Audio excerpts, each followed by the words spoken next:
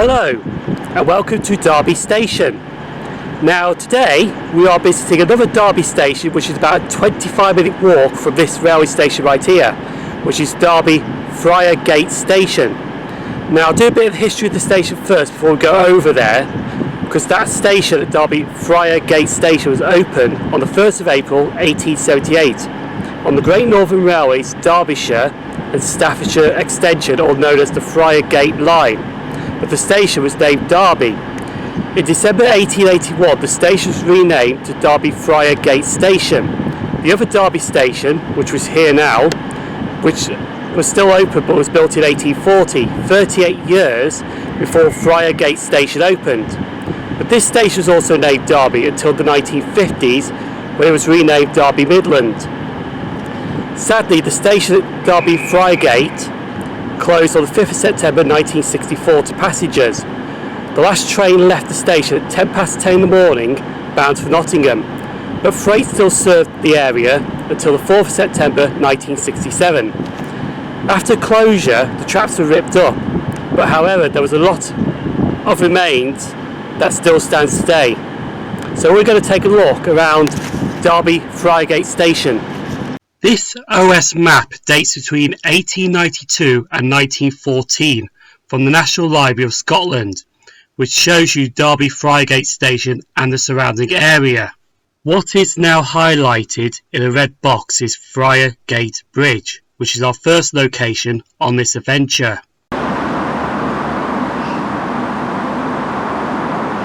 We're now on Friar Gate. Now the first thing you notice as soon as you come down this road is this lovely bridge right behind me now. Now this is Friar Gate Bridge, also known as the Handyside Bridge. Friar Gate Bridge, or known as the Handyside Bridge, is a Grade 2 listed structure, designed by Richard Johnson and constructed by Andrew Handyside and Company, which was a Derby-based iron firm. The bridge is cast iron construction, with the ends of the bridge span is made of stone. Urban explorers have walked over this bridge, but recently it is now impossible to walk over it, as it's been sealed off due to safety reasons. We now move on to the northwest of the bridge to see the station approach to the station. After we go under the bridge here, we come across this little area behind me now. Now this area here has a shed and a cobbled yard. This was the station approach and entrance to Derby Friargate Station, which had a ticket office and steps, which took you onto the platforms. But now, this area is sealed off, and today, it now belongs to Mike Gordon Cars.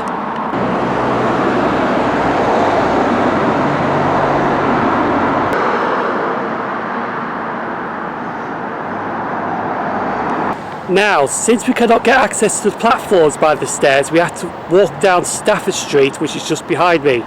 And also behind me is Uttoxeter New Road roundabout. But if you look behind me now, you will notice in the background that there's this huge building there.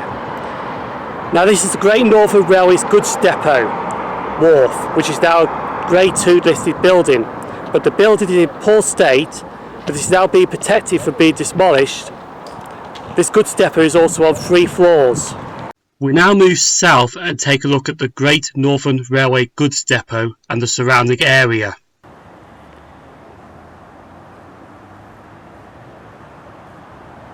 This wooden formation at the top of the building was served as a grain store and featured 2 grain shuttles.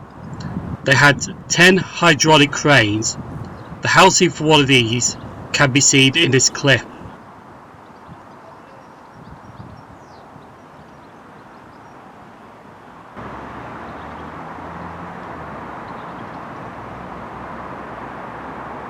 Standing right behind me now is the Great Northern Railway's goods depot wharf entrance.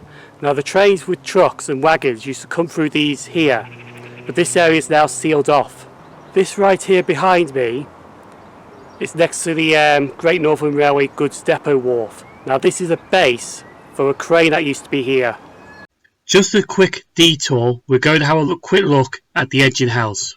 Before we go and take a look at the platforms, there's another building right behind me which is close to the goods depot. This is the engine house. The building has an ornate Italianate tower. This was once the engine house for the site. Sadly, like the goods depot, the engine house has been badly damaged by fire.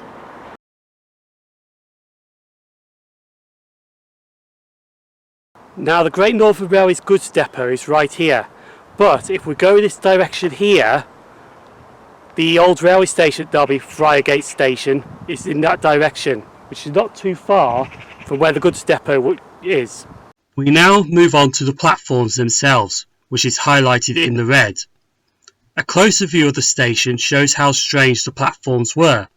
Platforms 1 and 2 were the island platforms, and these were the main platforms. Platforms 3 and platforms 4 were the outer platforms, but rarely used for passengers. Platform 4 was also used as a fish dock to load or unload fish into vans. In this clip, hidden in the grass is the remains of a base of one of the signal towers or gantries. I'm now standing on the platforms at Derby Friargate Station. Now behind me used to take you to Eppington Junction, which now today is on the Stoke-on-Trent to Derby line, because this used to take you towards Uttoxeter. Behind me here, which is now fenced off, used to take you to Nottingham Victoria Station. But beyond that way is also Friar Gate Bridge. Now we're going to have a quick look around here, and then I think that would be it. This was filmed through the fence. Right in front of us would be the station building, which was on platform 1 and platform 2. The fence in the distance is where Friar Gate Bridge is. We are now standing on platform 4, which was where the fish dock was. The platform across me was platform 2, which was the down line heading towards Eppington Junction. Behind me here is the other 2 platforms out here, out the 4. There's 2 on that side behind me, there's 2 here. We are now standing on the track bed of the up line. Platform 1 is on the right, and the least used platform 3 is on the left. I am now standing on the island platform, platforms 1 and platforms 2.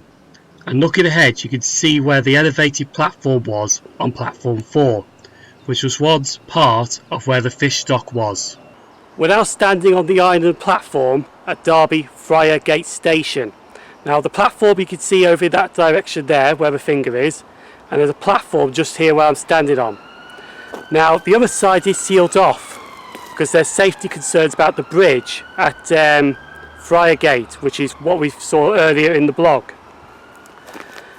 So we just come across here now. There's a bit of a trek because you don't know, because there's like tree branches in the way and all that. We'll come to this side here. Now this side is a bit more overgrown, but the other 2 platforms were here at Derby Friargate Station. This clip shows the remains of where water crane once stood. These were used to pump a large volume of water into the tank or a tender of a steam locomotive.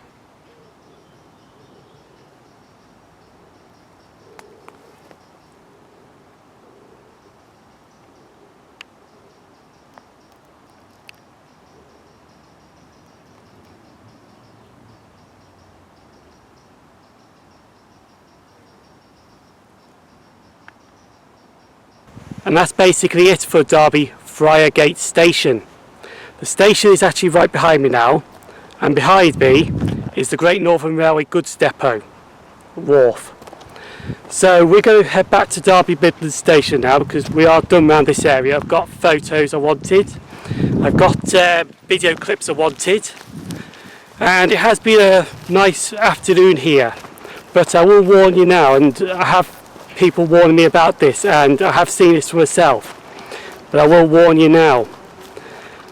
There is a lot of drug uses here, especially those trees behind me. I have seen a couple of people there, so I immediately backed off. So just be careful, this area does make you feel uncomfortable a bit.